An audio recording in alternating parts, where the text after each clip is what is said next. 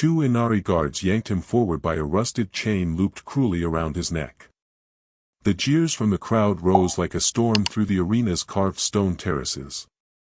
Towering above the chaos in the central balcony, sat Lord Zalith.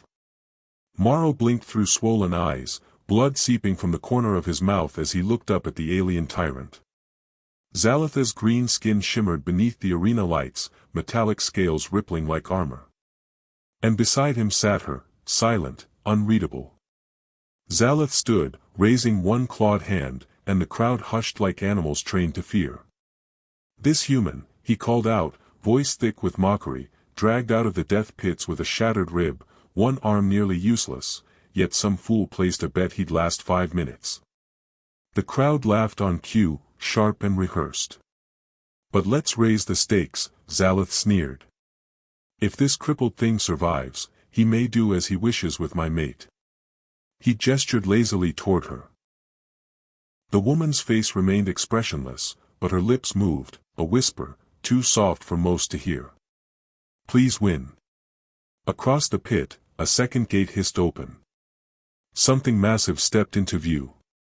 It was 7 feet tall at the shoulder, with bone tusks that clacked like butcher knives. Its breath fogged the air. The arena master tossed a half-rusted dueling blade into the sand near Morrow's feet. Pick it up, scum, someone yelled from the noble tier. Make it entertaining. Morrow's ribs screamed, his body barely upright. But pain sharpens memory. In Blackwatch training, they'd taught him that. He remembered the desert outpost in Ishkar 9, where they broke men faster, younger.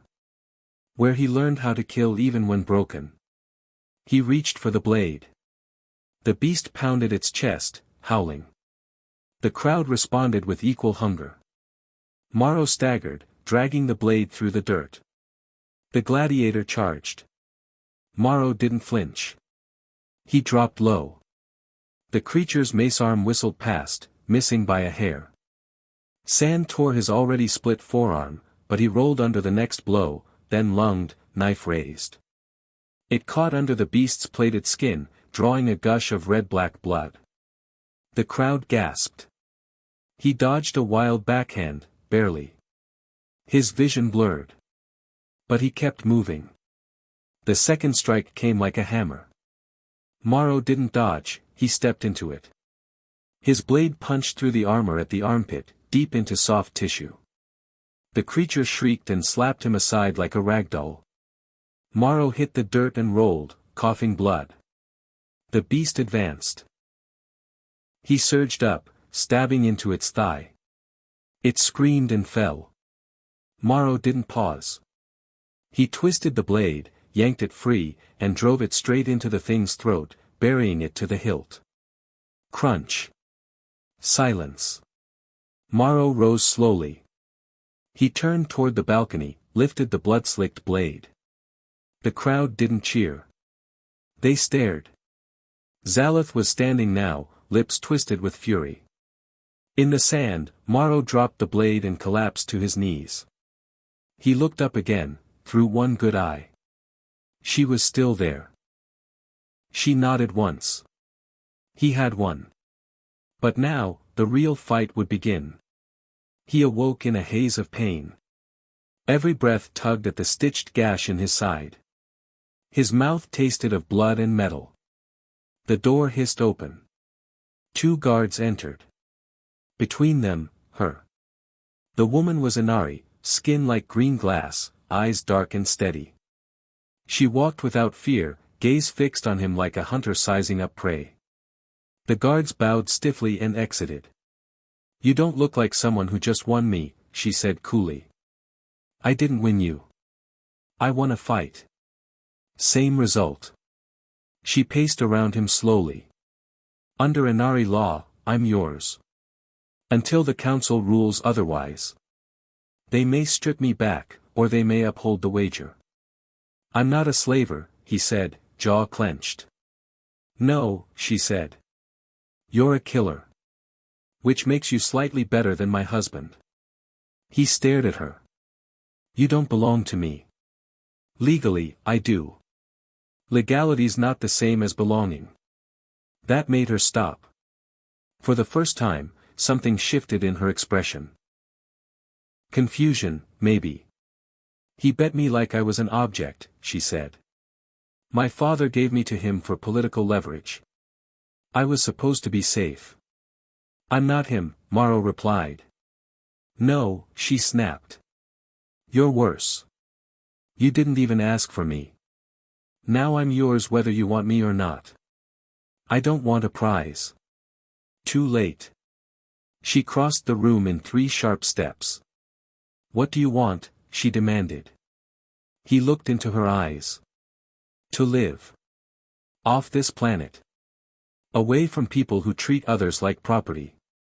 His knees buckled. Pain swelled behind his eyes. He collapsed sideways. He woke again on a cot. His shirt was gone. The bandages on his ribs had been redone. A bowl of water sat beside him. And her. You passed out, she said. Blood loss. Impressive, considering how stubborn you were. Morrow didn't respond. You saved my life, she continued. Not just in the arena. After you won, something shifted. The crowd saw hope. Zaleth lost more than me. He lost the fear he fed on. Morrow's voice rasped. And you? What did you lose? I don't know yet. She stood to leave, then hesitated.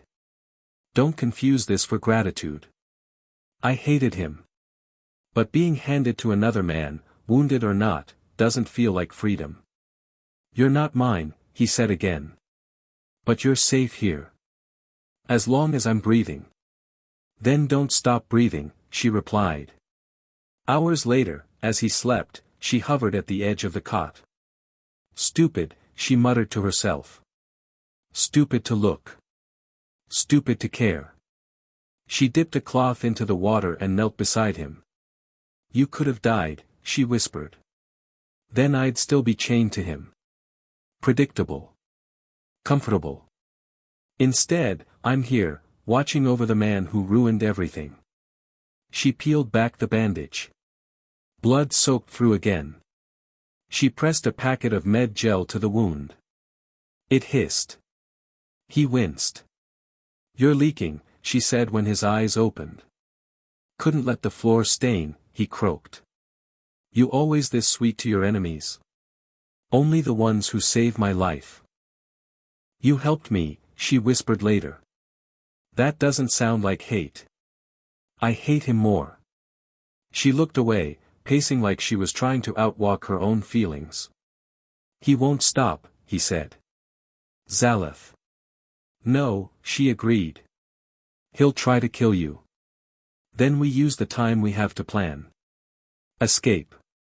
Heal. You still think this is your fight? No, he said. I think it's ours. She turned to the door. Get some sleep. You'll need strength if you're going to keep pretending you don't care what happens to me. She stepped into the corridor and closed the door behind her. Morrow stared at the ceiling. And for the first time since landing on an R prime, he didn't feel alone. By the time morning thinned through the steel shutters, Morrow hadn't slept. Every time his eyes closed, he saw Zaleth's smirk, or worse, her eyes as she walked away. The council summoned them just after sunrise. Morrow wore a borrowed black tunic, clinging to his bruised frame. Beside him, the woman, no longer silent, walked with head high, every step a challenge. They entered the grand chamber together. 13 counselors sat in a circle, all Inari, their layered robes rich in color and rank. Zaleth already stood before them. He looked, diminished. Rage clung to him like smoke, but his shoulders were stiff, his voice too calm. This wager, he began, was never meant to be binding. Yet you made it in front of 200 witnesses, one counselor said flatly. I spoke in jest, Zaleth replied. No sane man would gamble his own mate. The chamber stirred with quiet laughter.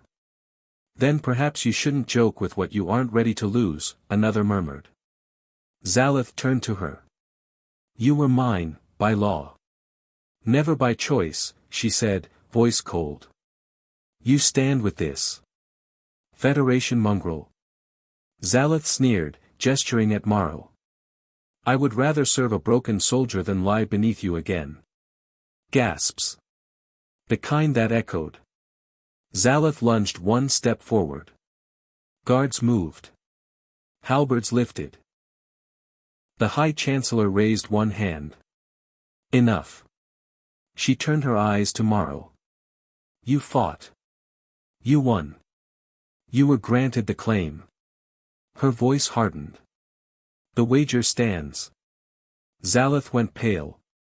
The woman is his, until she chooses otherwise or until death. This hearing is concluded. Zaleth bowed stiffly, venom in his smile. As the council commands. Long may they rule. He turned and stalked out, cloak trailing like a threat.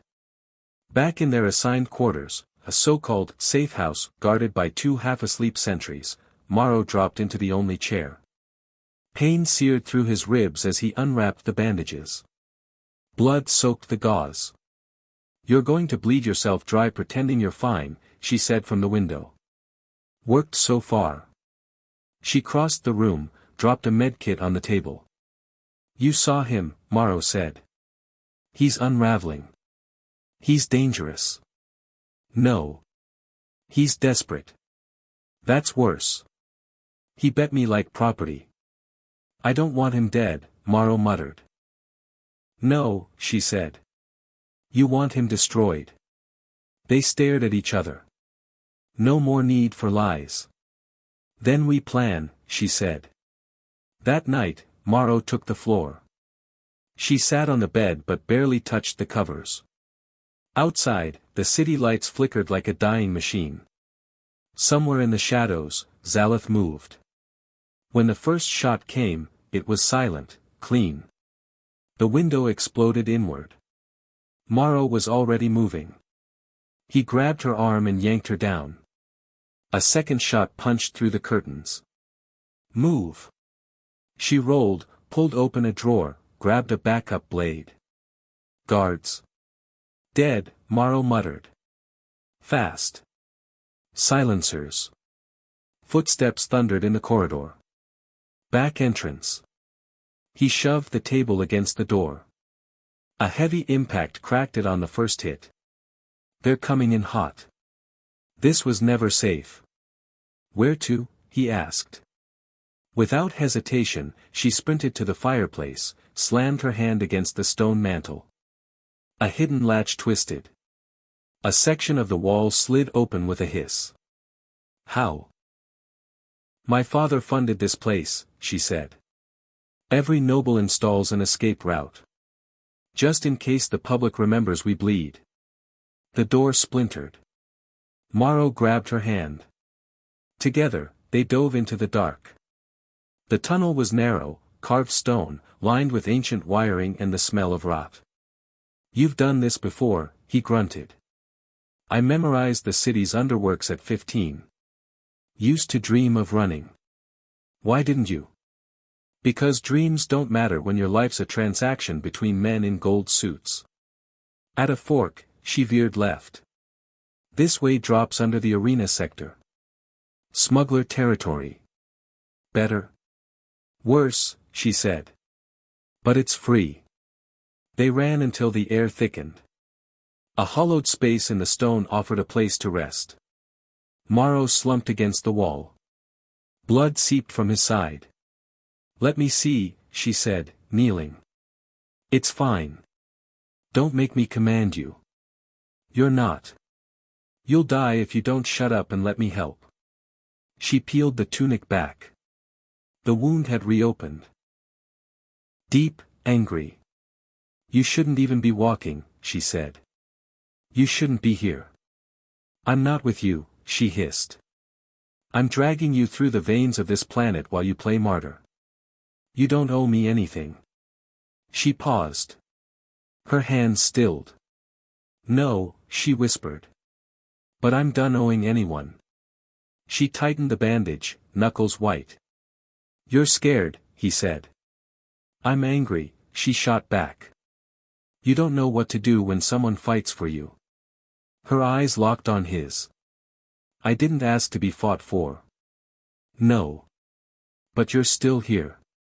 She stood suddenly. We need to keep moving. Zalith won't stop.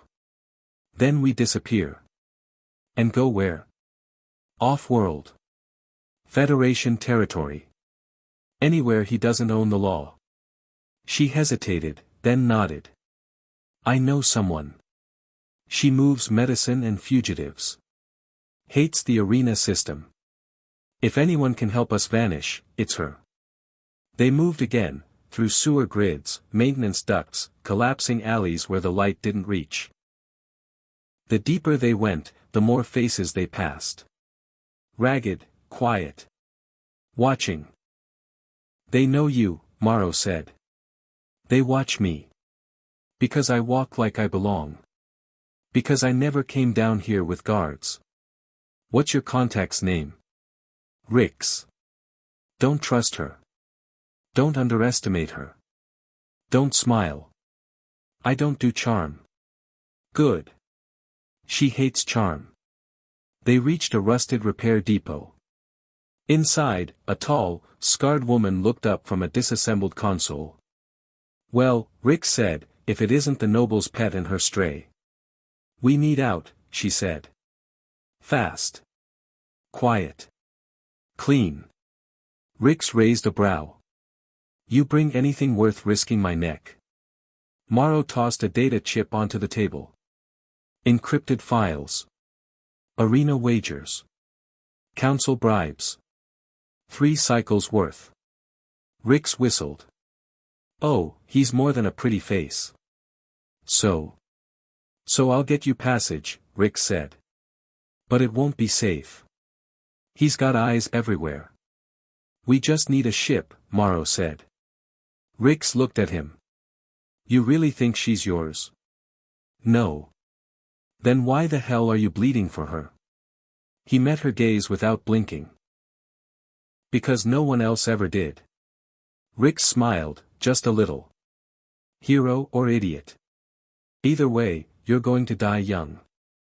I've already died once, Morrow muttered. Didn't like it. That night, they bunked in a hidden storeroom. She sat cross-legged on the mattress. Morrow lay on the floor again, ribs still burning. You're still bleeding, she said without looking. You're still here. Don't make that sound romantic. Not trying to. Good. But if I was, he said, voice soft, I'd say I'm not bleeding for you. I'm bleeding with you. She turned her head slowly. That's worse, she said. So much worse. Neither of them laughed. But neither of them moved away. The first thud came at dawn. A heavy footstep, slow and deliberate, grinding gravel into the concrete outside the hideout. Morrow sat up instantly. Ribs screamed. He grabbed his sidearm from beneath the cot. 2 shots left. Across the room, she was already awake, knife in hand. Rix, she whispered. A second footstep. Louder this time. No, Morrow said.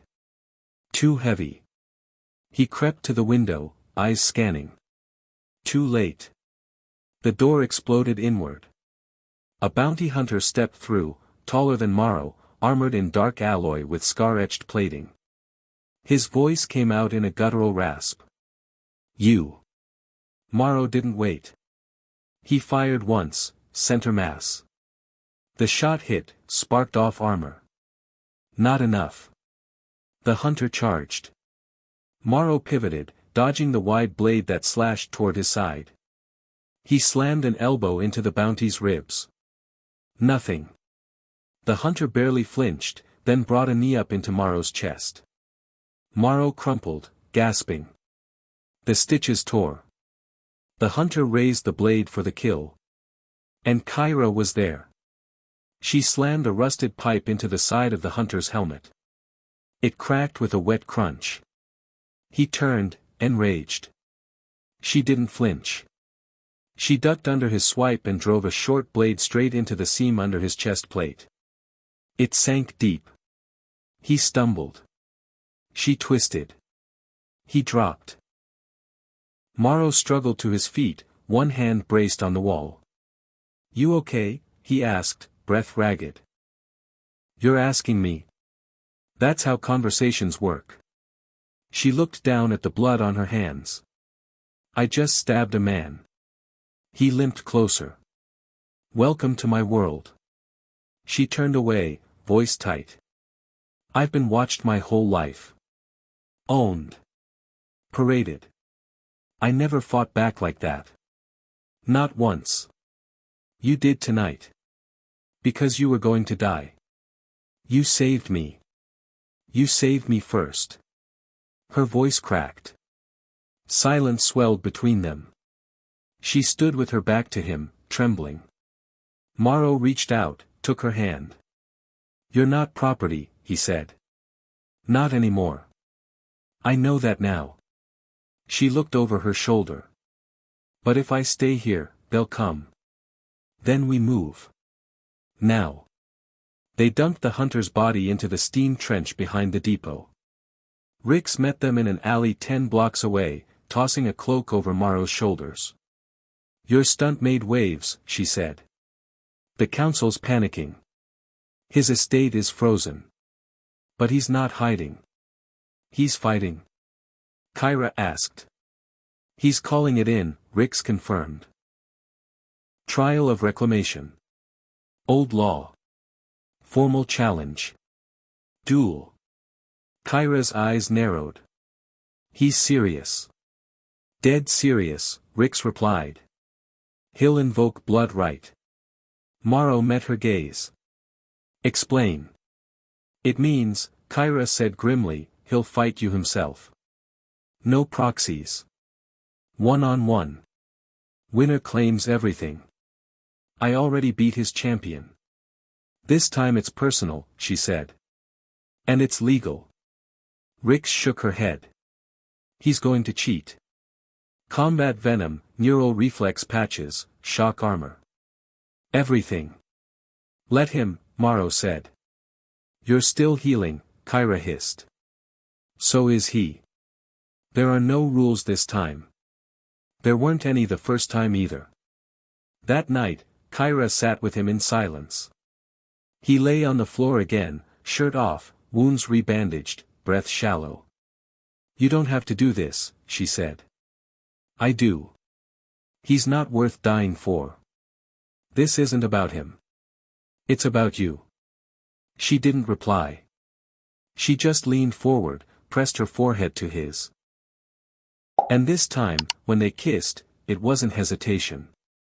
It was choice. They didn't sleep. At sunrise, the arena trembled with silence. No cheering. No music. The trial of reclamation was not a performance. It was a reckoning. Morrow stood in the preparation tunnel, bare from the waist up, blood dried on his skin. His hands were wrapped tight. Breathing even. Kyra stood behind him, adjusting the straps of his harness. "You could run," she whispered. "Not my style. He'll be faster. I'll be smarter. He'll cheat. I'll cheat better." She stopped, looking into his face. "I prayed for you to win once," she said softly. "I never believed in anything until that moment." "Believe again," he whispered. And then he stepped into the light. Zalith waited across the pit. Gone was the lounging noble. This was a warlord in battle gear, combat plates across his torso, venom port pulsing at his neck, dueling staff crackling with static. He looked like death. Or someone trying to outrun it. Morrow walked in alone. The High Chancellor stood. Her voice rang across the sand. "Under the laws of Inari reclamation, a final trial has been invoked. 2 combatants. 1 claim. The outcome is binding and absolute." A single bell rang. Then silence. Zalith moved first. A blur. The venom in his veins made him faster than anything Morrow had fought. The dueling staff snapped toward Morrow's head. Morrow ducked. Rolled. Came up swinging with his baton, too light, but fast. He clipped Zalatha's shoulder. It barely scratched. Wrong weapon, human, Zalath hissed. Morrow didn't answer. He shifted sideways. Let him chase. Zalath lunged again, this time, a sweeping strike aimed for the knees. Morrow jumped, tucked into a roll, came up behind him, and slashed at the exposed gap between shoulder and neck. Metal met flesh. A shallow cut. Zalath roared. Charged. He drove Morrow into the stone wall, pinning him. Pain exploded through Morrow's ribs. The staff came down, once, twice. The third hit dropped him to one knee. Baton gone. Breathing ragged. In the stands, Kyra didn't move. Get up, she whispered. Get up or I swear I'll kill you myself. Zalath raised the blade for the finishing blow. Morrow twisted. The blade sliced his arm, but he surged forward, head-butting Zalath under the chin. The noble staggered back. Morrow followed, no weapon now, just fists and rage. He slammed a right hook into Zalatha's jaw, then a left into his gut. Bone cracked. Blood flew. Zalath kicked, catching Morrow in the ribs. He stumbled. They circled. Both bleeding. Both breathing hard. Zalath came again, one final rush. Morrow didn't dodge. He sidestepped at the last second, grabbed Zalath around the throat, and dragged him to the dirt. He mounted him, fist raised, ready to end it. Say it. Morrow roared, eyes blazing up at the council. Say I've won. The Chancellor stood, her voice shaking just enough. The human is victorious. Zalath relinquishes all claims. His noble status is void. The woman is free. The crowd didn't cheer. They stood. Silent. Watching. Morrow didn't look at them. He looked at her. Blood soaked the sand. Zalath lay broken at Morrow's feet, his armor cracked, mouth filled with blood and teeth, pride shattered beyond repair. One eye stared up blankly, the other swollen shut. It was over. Kyra descended from the council steps with slow, deliberate steps. Her boots left no sound in the silence that followed the trial's end. The arena, once a roaring monster, now held its breath. She stopped 3 paces from Morrow. He didn't move. He couldn't.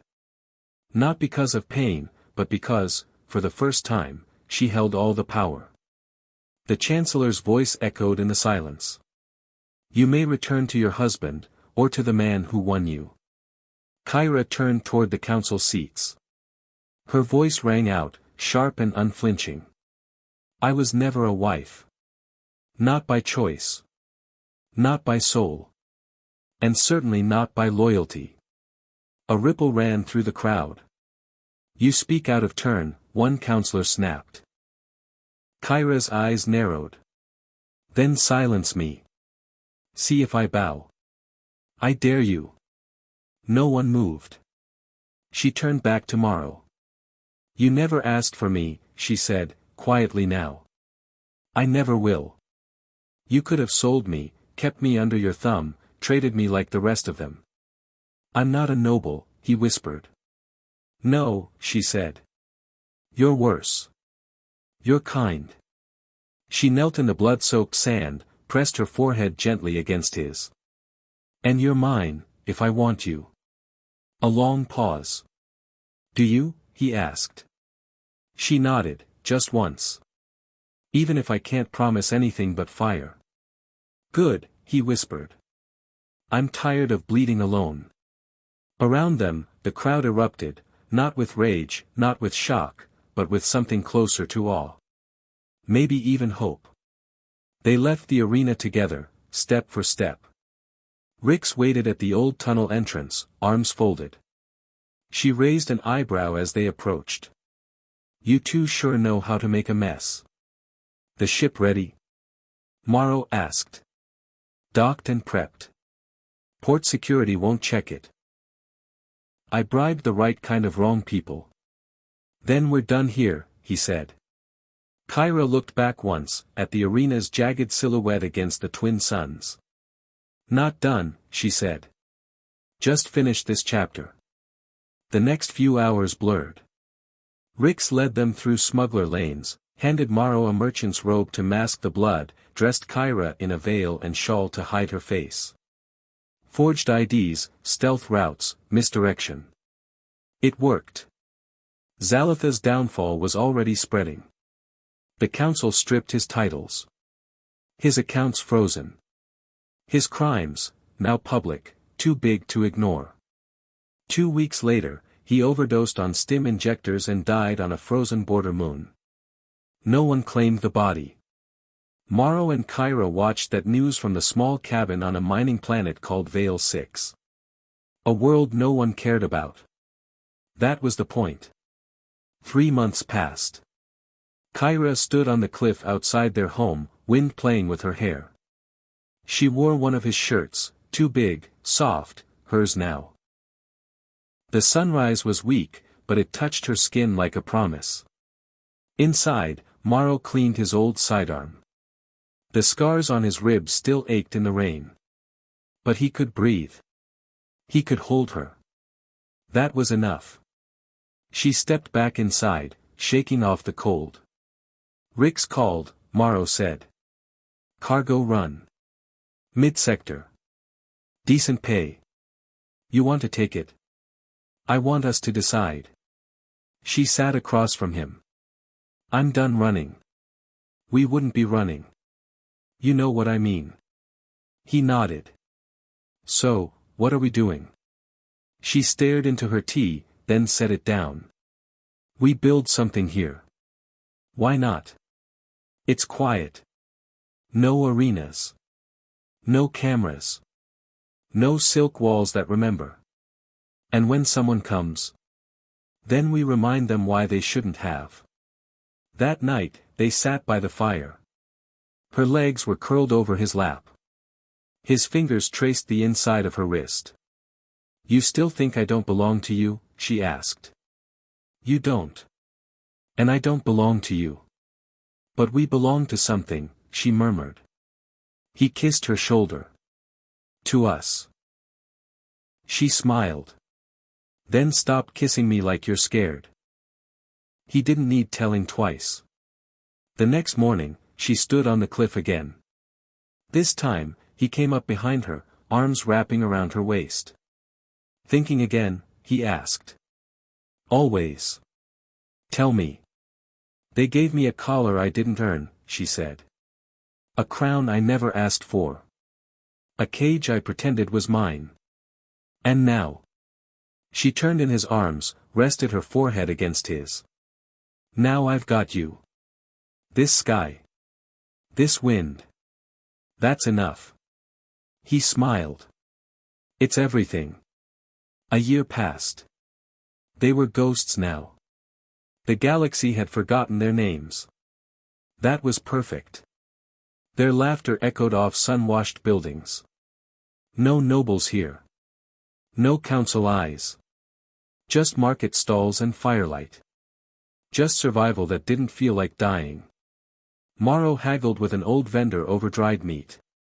You overpaid, Kyra teased. She had a plasma rifle under the table. So you're admitting you were outmatched. I've learned to retreat when the battle's not worth winning. She touched his hand. You ever think about it? The arena. The wager. Every day, he said. You still think it was stupid. I still think I should have lost. But you didn't. No, he said. Because you whispered something. She leaned closer. What? You told me to win. She smiled, slow and dangerous. And you listened. First time anyone ever begged me for something real. That night, in their flat above the mechanic's stall, Kyra carved something into the wall with a dull vibroknife. A name. Heron. Written in Inari script. Morrow stood behind her. Why this? He asked. I chose it, she said. I never asked you to take mine. You never had one worth stealing. She laughed. They kissed. And the galaxy could burn for all they cared. They had each other. They had fire. And this time, no one was betting against them. Thanks for sticking around through this brutal, blood-stained love story in space. Morrow and Kyra's journey isn't about victory in the traditional sense.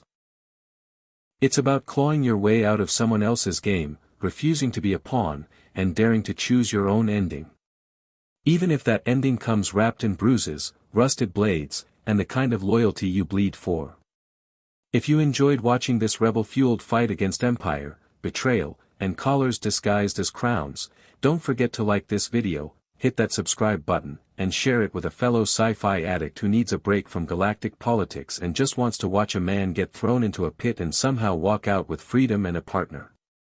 Every time you hit that like button, it tells the algorithm you want more dark, cinematic sci-fi tales like this one. So if you want more renegade love stories, trials by combat, or tales of bloody rebellion, you know what to do. Drop a comment below. What would you have done in Kyra's place? Walked away?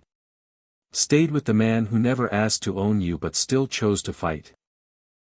We've got more fair use, reimagined sci-fi stories coming every week. You don't want to miss what's next. Until then, stay sharp. Stay human. And don't stop bleeding with the people who choose you.